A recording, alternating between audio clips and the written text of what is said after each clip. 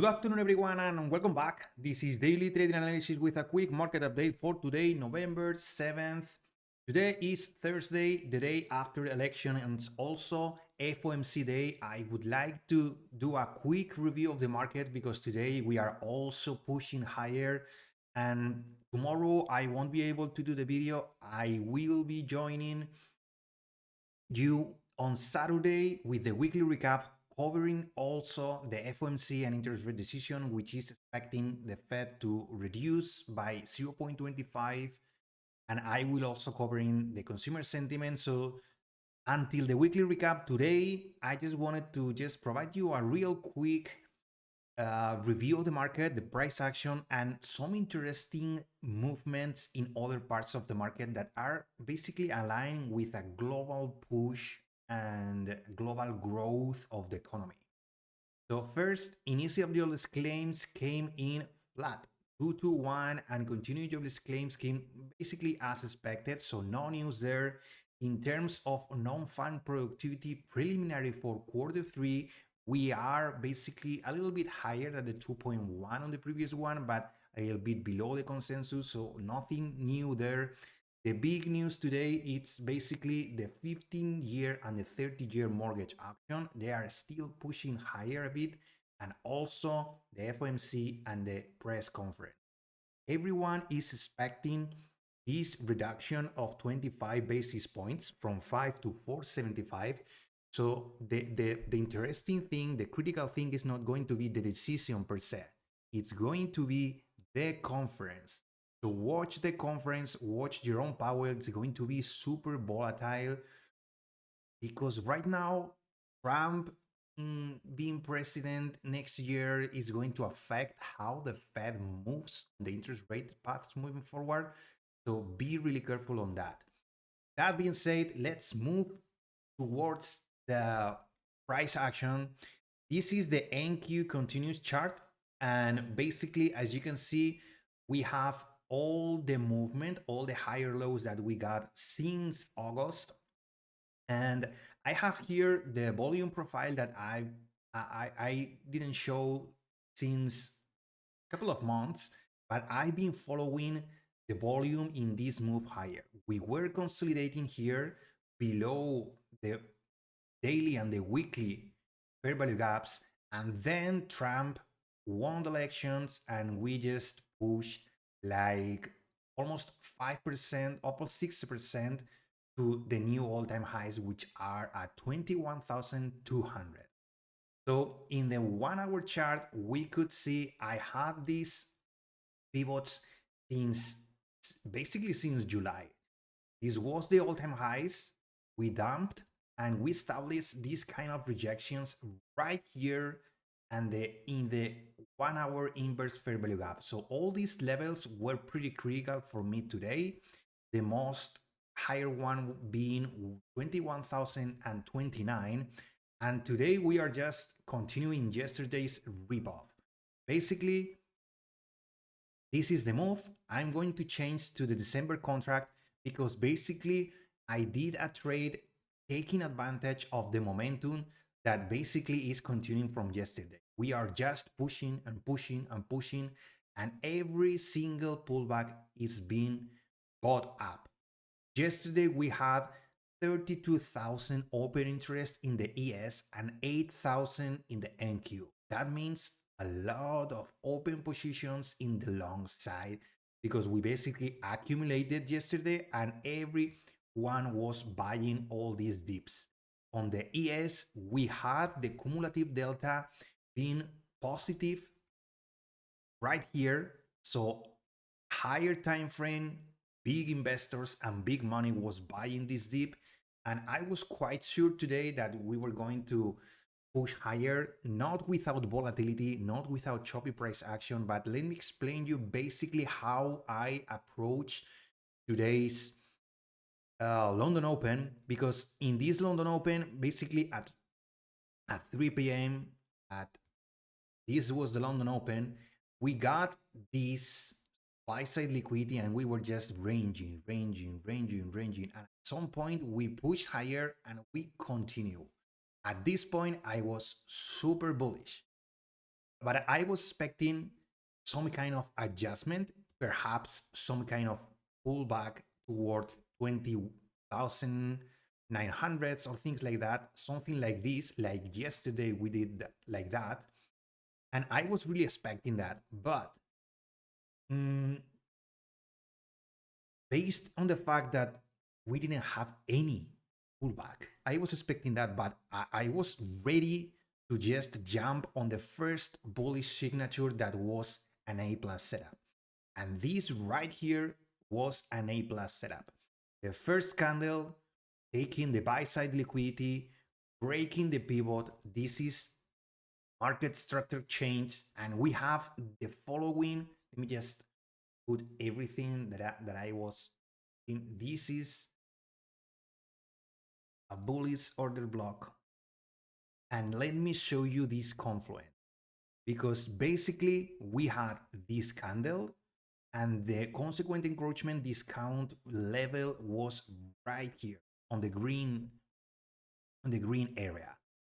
And I was ready to just buy there or even buy right here on the reclaim, but due to the volatility, I couldn't have any better price than basically around here. It was, I think the field was 38, so it was super volatile and not a lot of liquidity.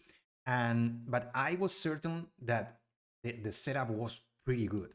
We had a confluence of the order block, of the consequent encroachment, and also a push into the first fair value gap. So this was a buy in every setup. Every day I will buy it. Due to the volatility, I was risking 21 points. That's a little bit more than I would like. I usually tend to have around 10, 12 points of risk. And the target was, okay, we are above, we are holding 21,000. So what's the target? I had, let's go to the continued chart. I had on the 1 hour chart, I had these two levels. I always do these kind of things.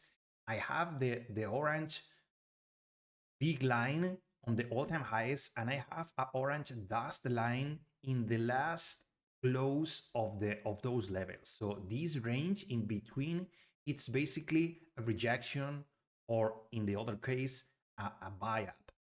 So the dashed line was the conservative level. Remember, low hanging fruit. And then we have the all-time highs, which I think is going to happen today. I mean, you think so? But I was ready to take profits, one single contract at this level. So I watched the rip, I watched the pullback, I marked again this pivot, and I was comfortably at this point, I was comfortably with a stop profit here, then I put it here, and then I basically, when I saw this kind of level, I put it here at the pivot, and I was out right here in basically less than 1 hour, in 45 minutes, 87 points for a 1-to-4 risk-reward ratio. Pretty and beautiful setup of the open. We were pretty bullish, and look at this, another setup. I would have taken this. This was pretty beautiful, 18 points, and our target would be the all-time highs.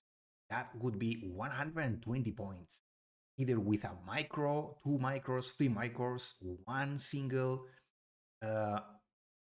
mini contract if your account is not super high in amount. This is a 1-to-6 risk-reward ratio with quality setup. But I didn't take it. I just took that and I closed everything. Yeah, let's remove this. So as I was saying, I mean, look at the Nasdaq. This is just as bullish as it can be. But as I was explaining just earlier, I would like to touch a little bit of topics. The first one is, how are the big Magnificent 7 in terms of daily levels? Apple is today 2%. Apple is dealing with a little bit of catalyst of China, And I think being Trump, the new president, China is not going to be well received. There is going to be a lot of tariffs affecting Apple, and there's a lot of uncertainty. And as you can see, it's bullish, but it's not at, for example, Microsoft, which is the earnings gap down. It's just being demolished. It's just being reclaimed. And Tesla, it's also super bullish. Look at this, the first gap. We have another gap here, and we also have the gap being closed. Let me just adjust. We have, look at this trend. This was trending down. We had the higher low here, and then we have this catalyst with Trump and Elon Musk being basically the super benefit of being Trump in the as president. Elon Musk is going to be pretty much there doing business. So let me just adjust levels here. And so we have gap after gap. Tesla is super bullish. Amazon is just, look at this. Look at this. This is a beautiful all-time high breakout above 200. We have Google also reclaiming some of this game. We have this pullback being reclaimed. Nvidia is the number one stock in the world. 3.63 trillions on market cap, and we have Apple with 3.44. That's one of the things that it's moving these technology stocks. And Meta is also pushing higher. So technology it's reaping faces, it's squeezing, it's providing beautiful setups. But small caps were trying today, and they are not super good. RSP, it's pushing, but look at this momentum. Look at this indication. The momentum, the trend, the long term, obviously lower taxes on US businesses are going to really good, really well to the small caps. So that's one of the things. Perhaps today is just a consolidation day after big gap up on yesterday. But dollar today is pulling back, yields are pulling back, treasuries are pushing back a bit. But the macro thing that I would like to show you is this. Gold is pushing quite a lot. Yesterday it was sold off a lot, but today it's just been bought up. I don't think if gold is going to remain the safe haven apart from the dollar. Dollar is going to remain super strong, but it's inverse as yesterday. Yesterday is strong, today pullback, gold the other way around. Today it's just bouncing. Let's see what happens, because these two assets are pretty much followed by everyone to really see where are the heavens and where are the risks at. But copper, 4.50% today. Copper is, Dr. Copper is the heart, the soul of the economy, global economy. Look at this. Look at this. Can we finally decide on what to do? Can we do our minds finally? Crude oil is just in the middle, chopping.